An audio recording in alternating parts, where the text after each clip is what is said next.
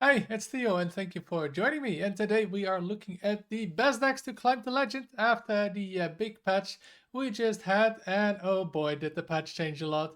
So many new decks are playable now. It's like a whole new meta. It's like a new expansion launch. So that's great. And that's why I have the most decks ever in a best decks video for me. And as always, the codes are in the description if you want to use one of these decks. And let's start with the first deck that looks to be the best deck at the moment on ladder, which is the Menagerie Death Knight, a rainbow build of it. And yeah, it's just really strong. Of course, this deck didn't get any nerfs and it was already really good before the patch. And it's just a super strong aggro deck. It can win really fast on the board with the early game they have. This card, especially Mosquito, can snowball really hard. And the board can be pretty sticky as well for the Death Brothers you got. You can give him Reborn with the Buccaneer. And in the late game, you just have so much burst with Ghoul's Knight, especially with Eliza, Horizon's Edge, Foam Render, and of course Corpsicle. So yeah, tons of damage in this deck, tons of early game, just super strong in most matchups. And the second deck we have is another aggro deck in the Fyrakk Rogue. And this has also been really strong. Also before the patch, but especially now, because yeah, one of the strong things this deck can do is with the Crystal Cove, and then copy the Bargain Bin Buccaneers, especially if you played Lucky Comet already. So sometimes you can have on turn 3 already 3 5/5s with Rush, and yeah, that is insanely powerful. I can basically do that multiple times, because this Lucky Comet has 60% chance to find the Buccaneer. So you can have those 5/5s with Rush many turns in a row. Also we got the Captain to give one of them Wind Fury if it sticks around, especially if you can the Shalado Show buff them. And yeah, the deck also has a lot of burst, right? It's got the Fyrakk, and it has the Water Cannon, which can be a 5/5 with basically charge if you played with the Crystal Cove again on an empty board. So even with the loss of Harbinger, Rogue still has a very strong deck. Then we have the Pain Demon Hunter. Now this looks a bit like the Cliff Dive Demon Hunter from before, and that is still about as good as this deck. And you can still definitely play that even after nerf. But this one is a little bit faster, it's a little bit less late game because it's running that pain package instead of the cliff dive package. So yeah, we can have the priest cards early on, right? With Brain Masseuse, we got the Night Shitty, Hot Calls to have a board clear as well. And because you have the bulk as well, that you can resummon multiple times, of course, with the Hunter, it means that all the self-damage you take from cards like Brain Masseuse, Acupuncture, it doesn't mean a lot. You also have the Stapler as well, that's another 9 damage you can take. So yeah, that really helps out a lot with the self-damage. And yeah, also still has a part of that late game, of course. Cliff Dive Demon Hunter, we got one Inquisitor, just because it's an 8/8 with charge, basically. And then you had a Felbat into Hunter, the box is still extremely good. And then we have Imbue Priest. Well, not really. It's running 2 Imbue cards, but yeah, it's not really Imbue Priest. It's more like Aggro Priest. And it's running 2 Imbue cards because they're just early game drops. And now with that hero power being guaranteed something playable, it really helps in an aggro deck like this, right? So you can press that hero power and still keep up tempo. Especially now with the Spirit of the Keldrai, which is just a 2 mana 4/6, and that is pretty good tempo. And besides that, it's just running usual aggro priest stuff, right? We saw these already in the Demon Hunter deck. The Catch of the Day, Overzealous Healer, just 1 mana 33s, which are really good with the weapon, Trusty Fishing Rod. And then also at late game, turn 5, late game, we got the Jug to buff some of these minions, because there are a lot of different tribes in this list. And then we have one of the big winners of the patch, the Imbue Paladin. And honestly, I didn't really expect this to be this good because it had a sub 40% win rate, but yeah, the change to the hero power to make it 1 mana has been huge. It just feels way better to play, and it also is just a good deck now. And this deck, of course, is all about imbuing fast. Generally, you want to try to get, like 4, 5, 6 imbues there, right there. Then you can start drawing a bunch with the Dragon Skill Armaments or the Dream Warden.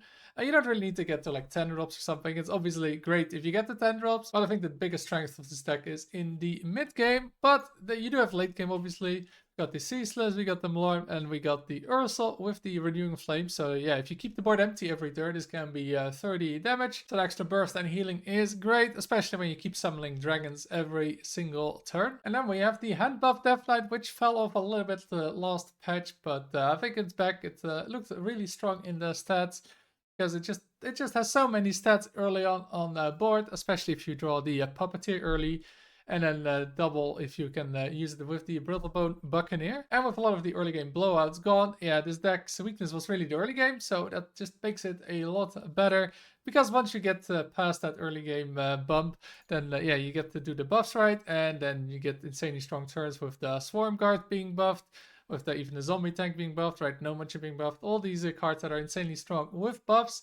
And if you fall behind, no worries. There's the Quilter plus the Poison Breath combo, which, yeah, if you buffed it a couple of times, it's probably gonna be clearing the board. So it's gonna be a pretty amazing tool to come back. And then we still have the Imbue Druid, which is still a great deck to climb with. Although, obviously, it got worse after the patch because 3 of its cards got nerfed with Shalarusil, Singalong Buddy, and Symbiosis. But still a good deck overall. It's still doing what it did before, just a bit slower. But you have other decks being slowed down as well. It's still definitely viable to climb. And then we have another Death Knight deck, this time the Starship Death Knight. And compared to before the patch, yeah, not much has changed, right? It's still pretty much the same. It's just, I think, now better than Blood Death Knight, because you kind of in this meta want to pressure more than just having clear after clear. So I think right now this is the build to go, because you just want to be able to pressure more, and that is something only the Starship can do when you're playing triple blood. And of course we have the Protoss Mage as well, which saw a big bump with the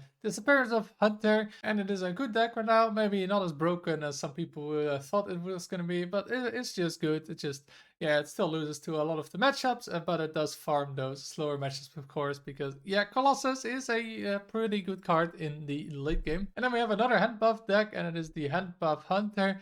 Now, there weren't that many stats on Hunter decks, but these stats on Handbuff Hunter looked very promising, and yeah, it is kind of the same as before with Handbuff Hunter when it was one of the best decks, although now the Bumbling Bellhop is in here with Furious Files and Shalarusil, so you have multiple great targets to hit with all your buffs, and this way you can keep pressuring the opponent turn after turn. And then there is another Death Knight deck, the 4th one on this list, but yeah, the stats on this deck looked quite promising, although, yeah, low sample size, but it looked really promising. It's this, yeah, Blood and Holy Death Knight that we kind of saw already a while ago, I think at the start of the Emerald Dream expansion, but it kind of disappeared because you kind of needed more removal. But like I said, with the Starship Death Knight, you kind of want to have more pressure right now, I think, in this meta. And yeah, this deck is way better at pressuring, right? It's not running that many board clears, so no Pyromancer, so just the Corpse Explosion and the Ceaseless. So you have way more spots for pressure. So we got cards like Marin, Heartless Horseman, you know, Ysera to ramp, so you can even have more pressure, even have Zephyrus as a flexible card, and the Foam Render. So yeah, just way more options to pressure your opponent and win, instead of just trying to outlast the opponent until you can play Kill Jaden. And the second Druid deck we have here is the Spell Damage Druid, and this looks very strong, especially at the higher ranks, because it's just really good at yeah, killing the opponent with all the spell damage cards, and it just, yeah, it draws really fast. And then you have Aulonius and Cindius at the end with all the damage cards, of course, with Swipe, the Sparkling Vial, the Living Roots, and with a bunch of spell damage. Yeah, that wins really fast, and it just has a lot of draw right as well with Arcanite Revelations. We got the Bottomless Toy Chest, Burn Down, and Ethereal Oracle. Just make sure you don't open summons with no spells to play, because you're always going to be summoning this Ethereal Oracle with it. And then there's this Asteroid Shaman deck that looked pretty solid in the stats, and yeah, this one is really all about yeah, shuffling the asteroids, obviously, and just cycling a lot. So you see a lot of draw cards. We got the Brain Gill with a bunch of the Murloc cards in this list. We got Emerald Bounty, which of course is great to draw asteroids with, and just a ton of draw to, yeah, just win really fast with those asteroids. And also we have the Playhouse Giant, because yeah, this cost goes down really fast when you start drawing those asteroids. So it's really nice when you clear the board, push a bit of damage with those asteroids, and then summon 2 0-mana giants. And there's this Fyrakk Rogue, which we also had before the patch, but with the Harbinger nerf, yeah, you don't really want to play Harbinger anymore, so you had to change the deck a little bit. And now it's playing like part of the pirate package with the Bargain Bin Buccaneer and the Crystal Cove and the Water Cannon, just because it's so strong, right? Just like with Pirate Rogue, just getting 3 5/5 rushers as early as turn 3 is just insanely powerful, and is the early game this deck needs instead of the Harbinger that it had before. And then we have another winner of the patch, which is the Wallow Warlock, which looked unplayable before, but now it actually looks playable. So that's great if you want to be playing this deck. And there have been a lot of different builds, but I think the best build is just to really focus on that Wallow OTK, you're not really doing anything else that great. So I don't think you want to focus too much on the late game. You just want to get the Wallow and win with that. We got the class, we got a bunch of the Dark Gift cards. The buffed Overgrown Horror is great, obviously, and everything you need to survive to be able to play the Warlock, with a bunch of removal, of course, and a bunch of healing just to be able to stay alive. And of course, when you're trying to win with Wallow, make sure to always pick the Wind Fury option and the charge option. You kind of need both of them, because yeah, without those two, it's really hard